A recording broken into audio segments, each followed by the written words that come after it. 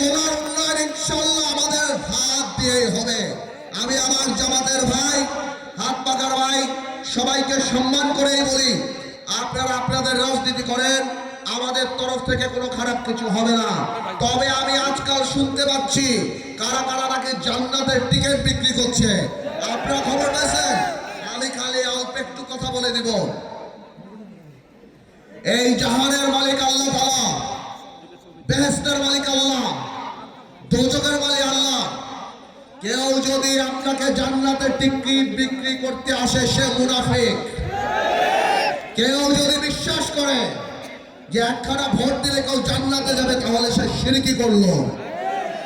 আপনারা এই ধরনের কর্মী আপনাদের কাছে আসলে আপনারা উল্টা তাদেরকে বলে দিবেন, ভাই আপনারা ভোট চান অসুবিধা নাই, কিন্তু ধর্মকে বিক্রি করেন না, কিয়ামতকে ভয় করেন।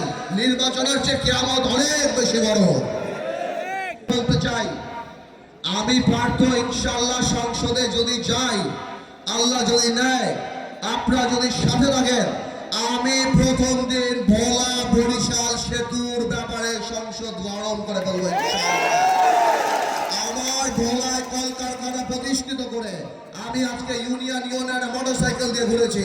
একটা ওই মনে আমার বাপ পানির কল দিয়ে গেছিল, মানুষ এখন পানির কলগুলি নষ্ট হয়ে গেছে, একটা কিচ্ছু নাই, রাস্তাঘাটের কোনো কিচ্ছু নাই, শুধুমাত্র দৃশ্যমান কোনো কিছু দেখা দিয়ে গেছে। মানুষের জীবনযাত্রার কোনো উন্নয়ন হয় নাই।